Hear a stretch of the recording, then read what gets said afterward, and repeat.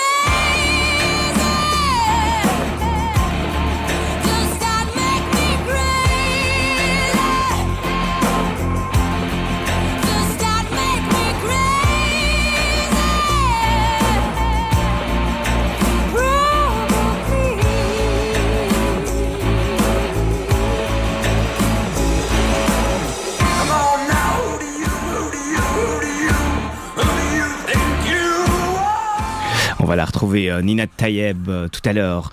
8h16, nous parlons ce matin d'une très très belle histoire, une saga familiale. On va plonger au cœur du 19e et du 20e siècle avec notre invité Frédéric Vanacker. Bonjour Frédéric. Bonjour. Merci de nous accorder quelques minutes ce matin. Vous venez nous présenter votre livre « Une famille belge au fil du temps ». Rue Fontaine d'Amour. Rue Fontaine d'Amour, c'est une vraie rue, c'est là où vous avez habité ? Oui, rue Fontaine d'Amour, évidemment, c'est ceux qui habitent Scarbeck connaissent, mais il y a d'autres rues Fontaine d'Amour. Il y en a une à Liège, il y en a dans d'autres villes. Mais ici, pour moi, c'est un endroit qui me touche particulièrement et la mémoire m'est revenue quand ma fille, tout à fait par hasard, est allée aussi habiter rue Fontaine d'Amour.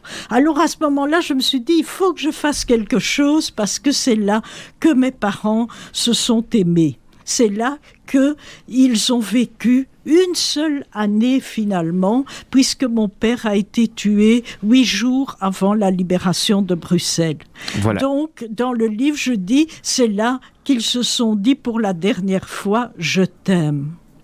Et puis, mon père est disparu. Comme beaucoup, comme des millions d'autres. Alors, c'est l'histoire de votre famille. Vous êtes remonté à quelques générations en arrière, où vous nous faites voyager dans différents pays. On pourrait dire, permettez-moi, c'est l'histoire d'une famille somme toute banale, mais néanmoins dépourvue d'un sens de l'honnêteté, un sens du partage, un sens de la famille. Oui, c'est une famille banale parce que finalement, au XIXe siècle, la majorité de la population, c'était des agriculteurs. Mais donc, j'ai un arrière-grand-père qui était un paysan de Pomerol, donc à la frontière française. Et comme beaucoup de jeunes Belges, eh bien, il rêvait de la France. Et c'était un métier, il avait un métier ou un don extraordinaire. Il était sourcier. Et ceux qui ont vu le film Manon des Sources, ouais, ils savent que en Languedoc, où il est allé, eh bien, on créait de nouvelles fermes avec l'expansion démographique, et on créait de nouvelles fermes, et les sourciers pouvaient vivre de leur métier, et c'était un monsieur avec, à la fois ce côté magique de découvrir les sources avec une baguette de coudrier, mais en même temps, il s'habillait avec un chapeau haut de forme, une jaquette. Comme à l'époque, ouais. Quelqu'un d'élégant. Et donc, c'était un paysan de Pomerol qui avait réussi. Mais il est retourné en Belgique et la famille est revenue vivre en Belgique. Ça, c'est la famille de ma maman. Et d'autre part, il y a la famille de mon père. Et la famille de mon père, mon père, lui, il est né à Riga.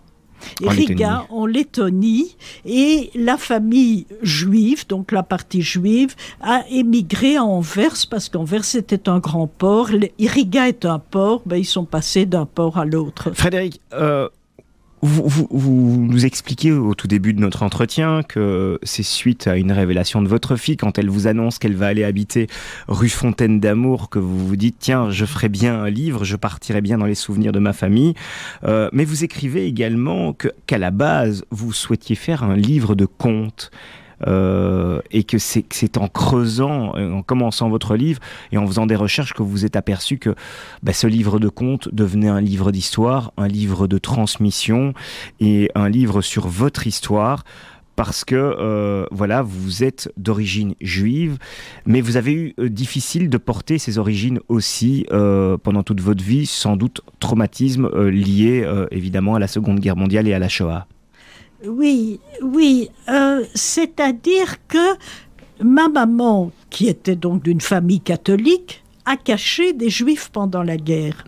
Et c'est très difficile de savoir qu'est-ce qui s'est passé chez elle, mais je crois que comme beaucoup de Belges finalement, c'est une espèce de dégoût.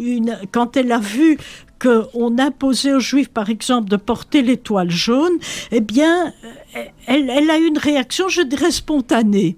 Et comme elle ne connaissait personne, c'était une étudiante qui étudiait le piano au conservatoire. Elle ne connaissait personne. Et par hasard, elle a rencontré une personne. Et cette personne était, disons, une femme pleine de qualités. Et un jour, cette personne lui a dit « Je suis juive ». Alors, ma mère me l'a raconté, c'était une grande surprise. Ma mère, donc vous voyez qu'il ne fréquentait pas ce monde-là, et ma mère a dit « Vous êtes juive ?» Mais je ne comprends pas. Et cette personne était quelqu'un de votre famille ? Les Babyloniens ou les Égyptiens disparus. Pour elle, elle a découvert les Juifs. Mais vraiment, c'est plutôt un mouvement du cœur chez elle, je crois, qui l'a amenée à cacher des Juifs.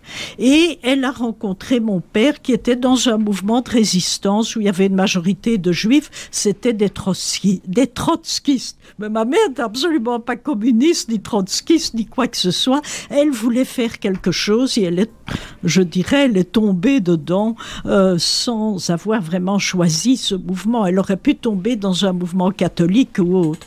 Mais elle a été prise par un élan du cœur, je dirais. C'est vraiment ça. Alors, c'est un livre très touchant, c'est un livre écrit avec simplicité. On découvre de nombreux personnages, c'est votre famille.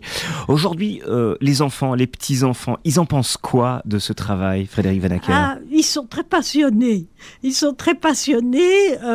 Je leur ai raconté certains chapitres. Évidemment, je ne l'ai pas lu le texte parce que même s'il est écrit très simplement, le plus âgé de mes 7 petits-enfants a 10 ans, 11 ans.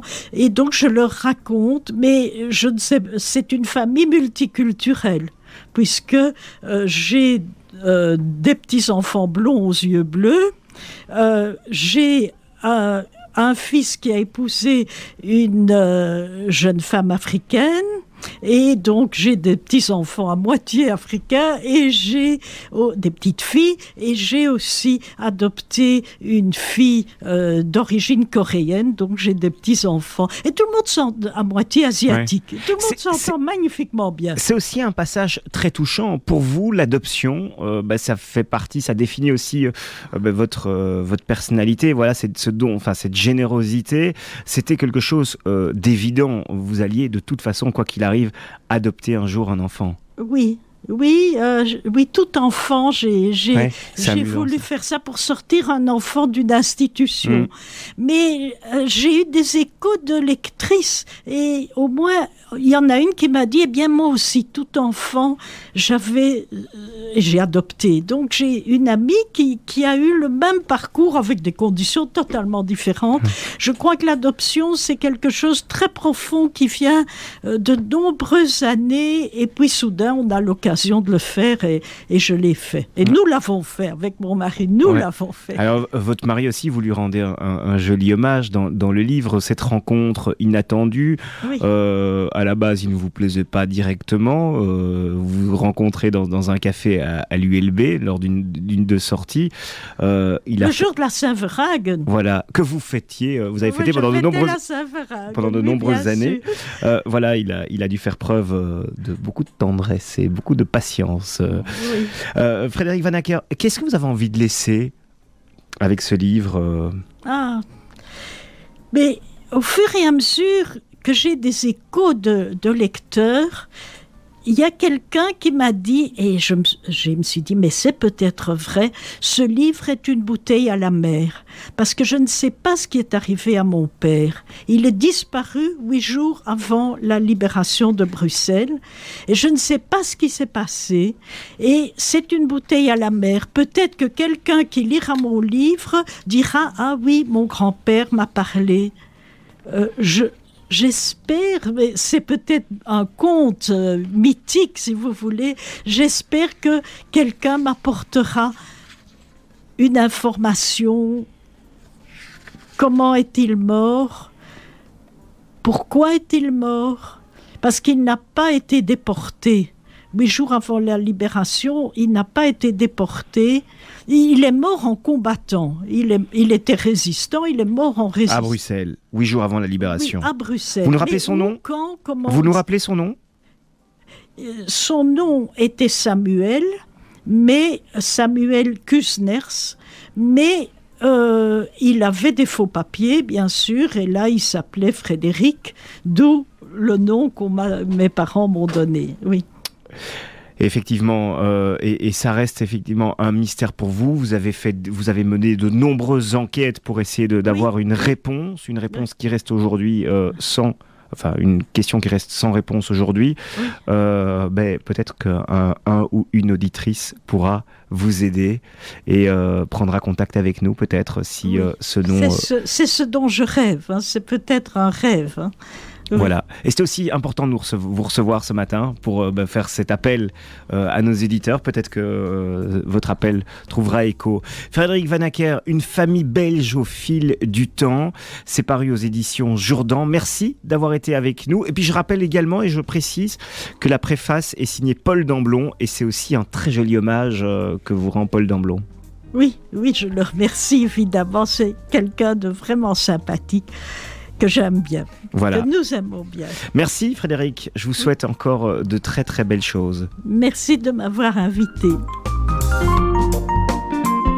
On va se retrouver dans un instant, juste après la pub. Je vous rappelle que ce matin, nous recevons Michel Leb, l'humoriste. Il est de nouveau le tombeur dans cette comédie culte, hilarante et croustillante, finement ciselée par Robert Lamoureux.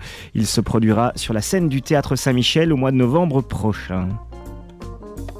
La maison de vente Cornet de Saint-Cyr prépare actuellement ses prochaines ventes d'art belge, design et art contemporain. Nous nous tenons à votre disposition pour des expertises gratuites et confidentielles au 89 chaussée de Charleroi ou à votre domicile. Plus d'informations sur cornetsaintcyr.be. Hollywood Toys, magasin de jeux et jouets à Bruxelles. Grand choix pour petits et grands, conseils de qualité et un bon accueil vous sera réservé. Hollywood Toys, 2 magasins de jouets pour tous.